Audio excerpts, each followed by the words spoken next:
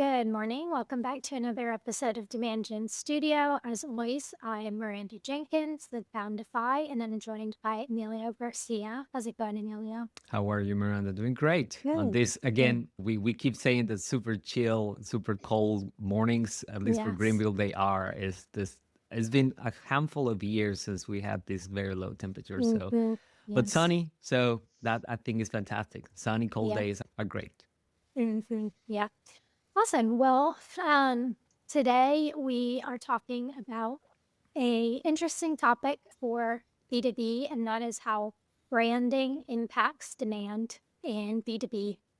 So if you've spent any time in B2B marketing, you've probably heard some version of the question or debate of if you should invest in brand or if you should invest in demand, and what you should start with, how much budget should go to what, and all of that. And usually demand is the one that wins out, because it's more measurable and you can more easily tie demand directly to your pipeline. So today we're going to talk through how brand influences demand creation, where brand shows up in the funnel, and how to measure branding's impact on demand. So I don't know if you have any opening thoughts on this topic, Amelia. Yes, I think that what makes brand and the impact of brand controversial mostly has to do with perspectives. And those perspectives will come from two big factors, I think. One is the size of the company. That's a big one. In my experience, direct experience as an employee and in things related to marketing before starting Mountify, there was no question about the importance of brand in large companies, large enterprises, right? In Mm-hmm. large companies, even sales reps complain about the strength of the brand as a factor for them not closing deals, right? If you say, I work for a strong brand, things will come along my way and I will close faster. And that will be something that even sales reps, which are not doing marketing, will be acutely aware. In the smaller companies, that's not the case. In smaller companies, I think there's this more perception that whatever marketing does will have to have a very direct impact on the sales cycle or on the sales opportunities. And other big differences B2C to B2B, which we talked about very frequently, right? Again, I think this is more of a perception because I don't have a lot terrible experience with B2C, that brands that sells to end consumers have no doubt that mostly what they need to do is to build brand, right? Mm-hmm. That if you don't have a strong brand, they will struggle. They will have to find ways to present the product on other established brands, with meaning putting on Walmart, putting on Costco, finding distribution channels until you build something larger.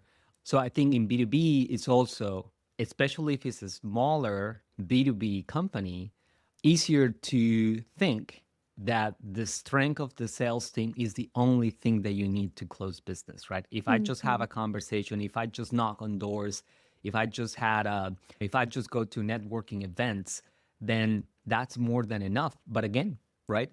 Uh, if you do all those activities but have a strong brand, the results will be different. So, I'm sure we're going to pack a lot of detail into that, but from a Mm-hmm. broader perspective, I think a lot of the controversy comes from people being in smaller versus larger companies, or people Mm-hmm. working for B2C versus B2B companies, especially if there are smaller B2B brands. That's Mm-hmm. where most of the pushback will come from.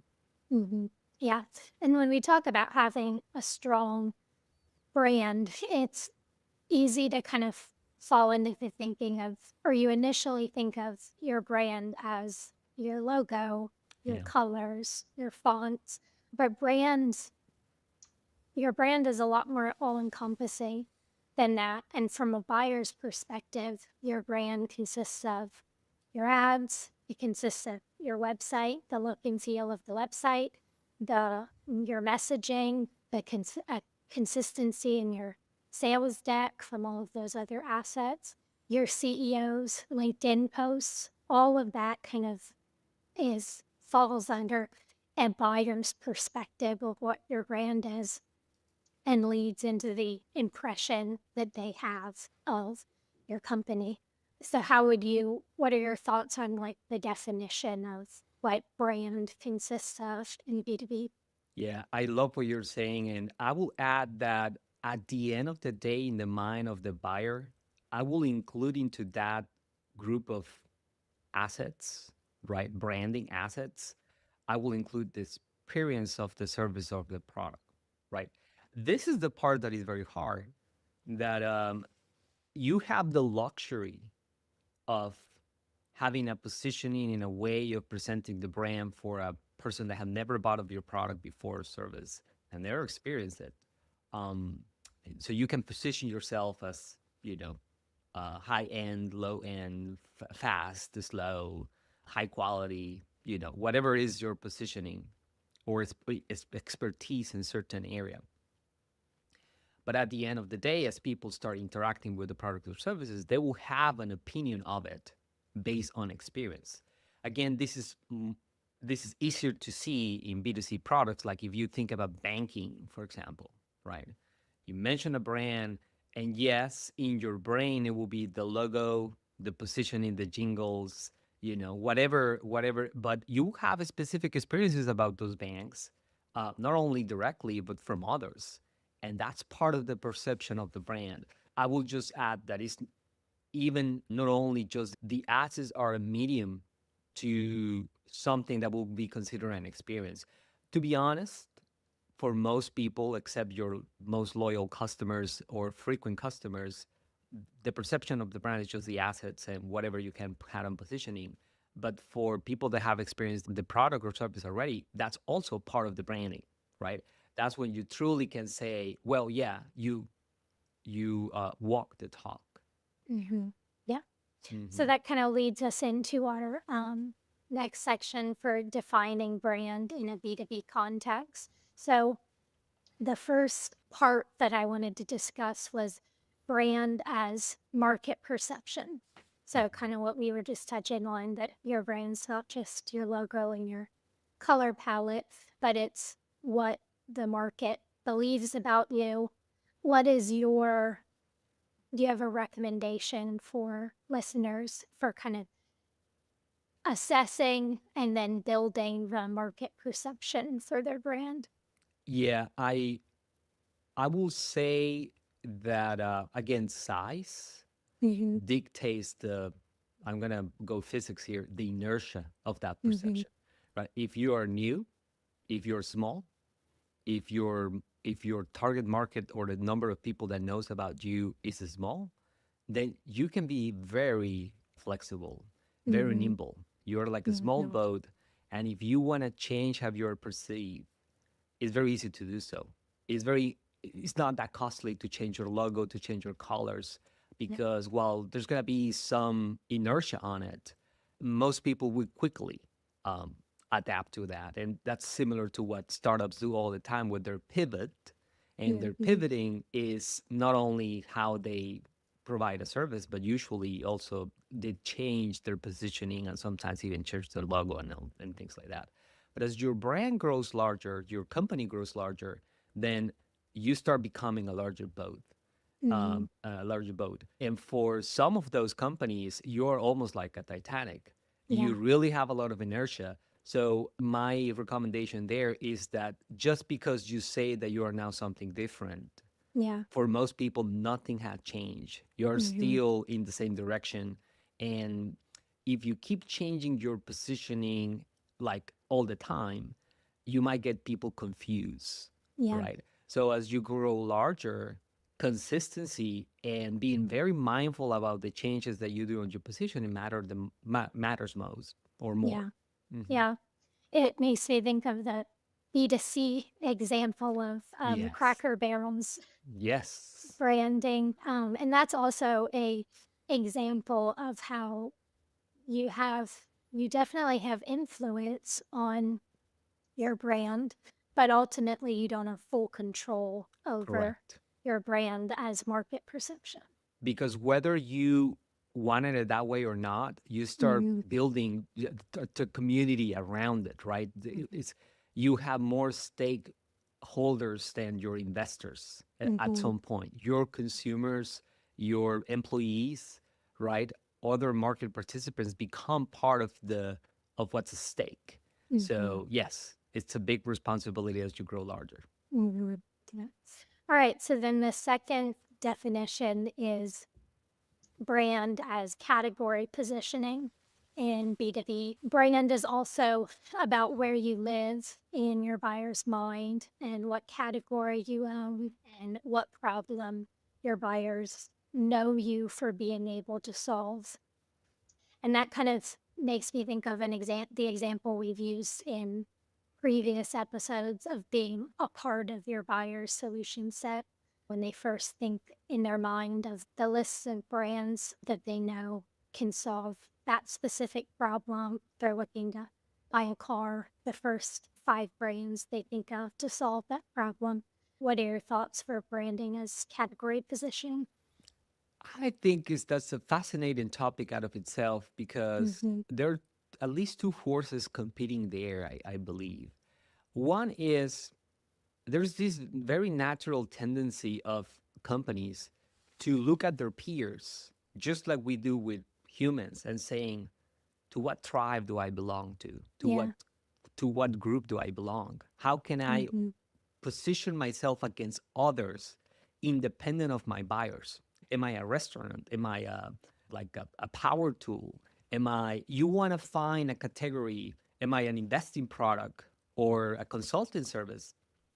So you tend to gravitate as a company to finding categories that match others so you can find a place for yourself. Because this Yeah. is the tricky part of branding is you want to be different, but you don't want to be completely isolated. You want to be able Mm-hmm. for for buyers to put you in a bucket Mm-hmm. so they can think of you.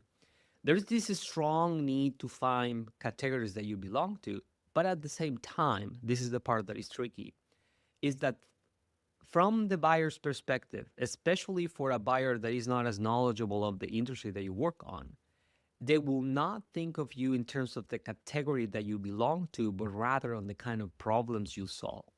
Mm-hmm. And that's the part that where you can really find two ways of categorize or bucket your brand, if you want to call it that Mm-hmm. way. You can say, well, we are, if we use ourselves, we are in the marketing service category, if you want to call it, or consulting services, similar things. But what are the problems we solve? We solve problems of companies having issues with their digital growth or even with digitally sourced sales, digitally sourced incoming inquiries, because that's how sometimes our buyers will think about our services. I have issues with my digital presence. I have issues with the number of opportunities that come to me instead of me Mm-hmm. knocking doors.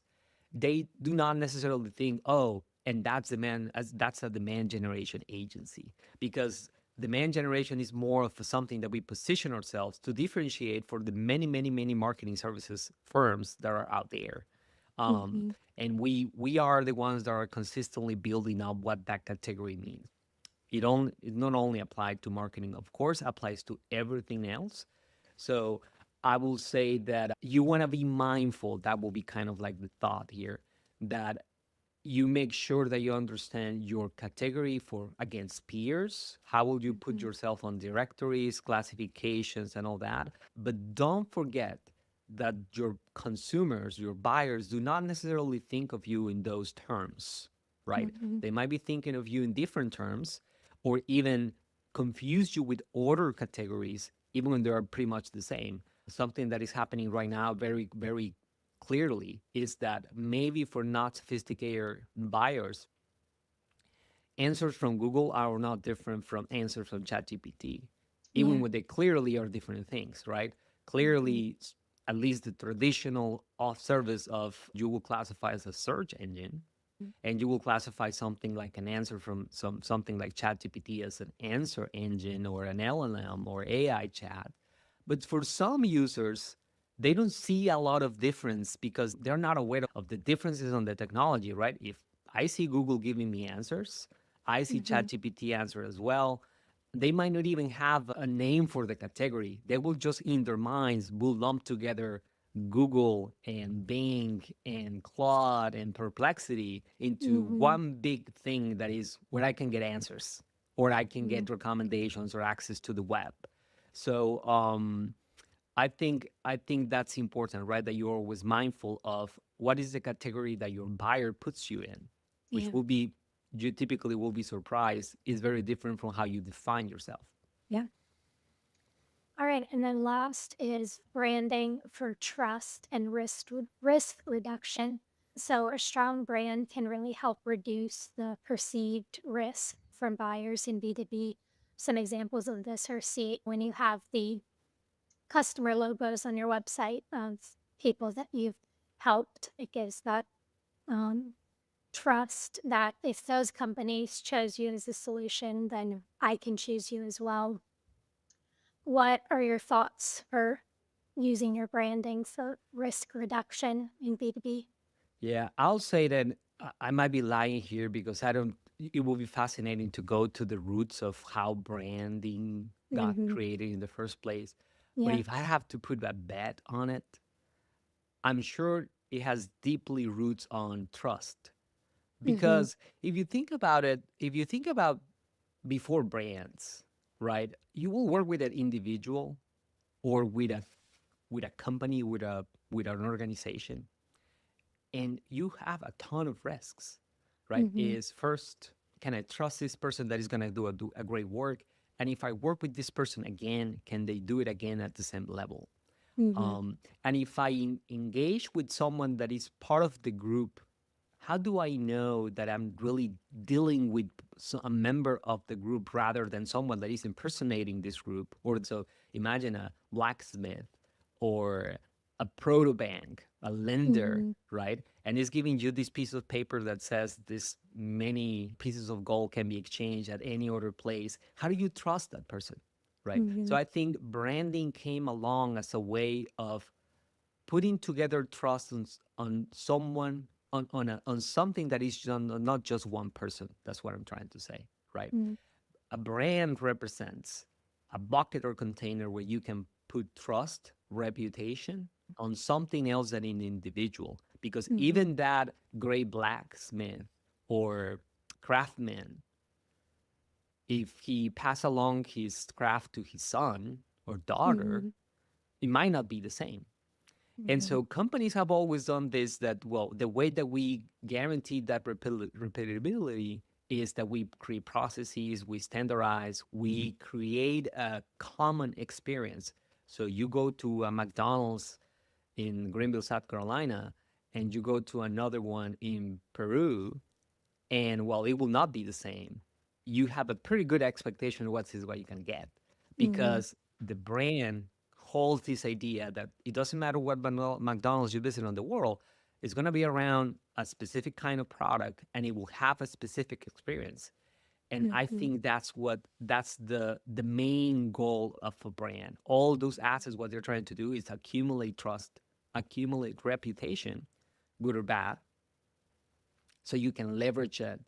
So a stranger can have a business relationship with you, but you're still trusting this entity that is Mm-hmm. beyond that specific person that is in front of the counter. I don't know if that Mm-hmm. makes sense. Yeah. And I think that the level of perceived risk is higher for B2B sales than B2C because there's a lot more people involved in the buying process. And there's a level of when you're for a B2C sale, when you're buying something for yourself, you're really the only one that you have to answer to. Yeah. The only one that you have to influence the decision, or maybe a spouse or partner when you're deciding what car you're going to buy. Whereas in B2B, it can be tied to your career. If you're, for Yes. our example, being a marketing agency, we're usually working with the marketing manager, marketing director as a company. And when they're deciding if we're the solution for them, they have their superiors, their C-suite above them that that they have to answer to, that not only might be involved in the decision, but their decision to choose us is going to be scrutinized by the C-suite. So it feels like a lot more of a risky decision in B2B. And truly it is. And I love that you're saying that because one analogy that I can use is that one big difference between B2B and B2C is one of liquidity, right? Mm, Is B2C because usually the transaction is smaller and mhm. therefore happens more frequently, have more volume to judge, right? So Mhm. it's easier to evaluate the reputation and the trust of a company because you have way more transactions to look at, Yeah. right? Mhm. There's more people that can tell you if they like the experience or not. Like when you buy a book or you buy Mhm. a product, um, there's hundreds, tens of Mhm. hundreds, millions of people that can vouch or had a bad experience with the product, and you learn fast. Mhm. In B2B, because you have this large transaction that happens way less frequently, your market doesn't have a lot of visibility, Mhm. right? There's a handful of people that will have the experience to tell you. Is fuzzier to know if you had success or not, right? Mhm. Usually it will be harder to get feedback because sometimes there's confidentiality behind it, Mhm. right? Even the buyer itself doesn't want to be known as a buyer of the product or service sometimes. So that creates a lot of risk. And as you Mhm. said, therefore increases the need for more people to get involved to make, and therefore you need to build trust among a larger group of people. So that's Mhm. why building trust on B2B is so different from B2C, because the way that you build brand changes because of that lower liquidity on transactions. Mhm. Hmm. Yes. So talking about how branding can impact demand, the first way is that brand can shorten the sales cycle. And so, jumping off of that perceived risk, a familiar brand can reduce the perceived risk of a B2B purchase. And it also requires less education as part of the um, sales process. I don't know what your thoughts are on that. Yeah. I want to take a step back and kind of like use this section to remind our listeners how do they think about brand, right? I'm not Mm-hmm. in the camp of you should do brand just because and never Mm-hmm. evaluate its impact on the business. But I also don't believe that if the only way that you're going to do brand is by connecting 100% one direct attribution efforts to branding, you're going to Mm-hmm. succeed. You're going to stop it all the time. Rather, Mm-hmm. is this middle ground, and the reason is there's a middle ground is for what you're saying. Most of the benefits of brand efforts, and it doesn't have to be advertising only, but most of the benefits of a strong brand are not directly seen. They can be correlated at most and actually show up on things that most leaders do not think about, as you were you were saying, Mm-hmm. the sales cycle, right? One of the things that happen with a strong brand is that a better positioning will bring you better people or people that is more aware of your offer, and therefore they will come, if not completely convinced, at least more knowledgeable of what you offer. And the Mm-hmm. mere fact that you have that less convincing to do will shorten the sales cycle. And it has other benefits, right? A stronger brain allows you to command a premium on your pricing. So your Mm-hmm. profit margins increase. And obviously, there's a slight part, which is if you have a stronger brand, more people should come your way. And therefore, more Mhm, leads should get into your site or mhm, your phone call, your phone or your chat, whatever channels you have of communication. But that's the probably the one that most people think about as to say, well, Ryan gotta show up somehow, and they only think about the volume of leads incoming and ignore these other benefits that you are covering, right? Yes, the mhm, first one is reduce sales cycle, and there's a reason for that. The reason is you get more qualified incoming buyers, and even if they're not super qualified, the reputation of the brand makes the seller process easier to implement, right? mhm, You have that leverage. mhm. And then a flip side of that is that brand can also improve conversion rates for similar reasons. That Yes. people coming to your pipeline are more qualified to begin with, or also just more aware of who you are and what you offer, they're going to move through faster and be more likely to convert. Yeah. Yeah. And we have explained the mechanism there in other episodes, but the way that it works is that all of us, most of the time, for any product category or problem, we have already a list of brands that we have Mm-hmm. in mind. And so when you are part of that decision set from the day one, this weird thing happens is that most buyers will pick from the decision set Yeah. even if they evaluate, even if they Mm-hmm. add a fourth or a fifth. And Mm-hmm. those numbers have a statistics behind them. Is the first one that we have mentioned is that 80% of the prospective buyers start with a list. That Mm-hmm. doesn't mean everyone has one. Sometimes it happens that you have no idea, and then the usual path or the imagined path of let me go to Google and ask friends actually works. Mm-hmm. It presents brands for the first time to buyers, but more often than not, that's not the case. You start with a set. And again, the other number that is mind blowing is that 80%, 85% of the time, you will pick from your initial set. So there's a chance that if you're the fourth or the fifth, you will Mm-hmm. repick, and it happens, but it's not common. Mm-hmm. So a stronger brand have that double benefit. Usually you are part of the set, and because you are part of the set, usually you're chosen. And that's Mm-hmm. how the increased conversion rates happen.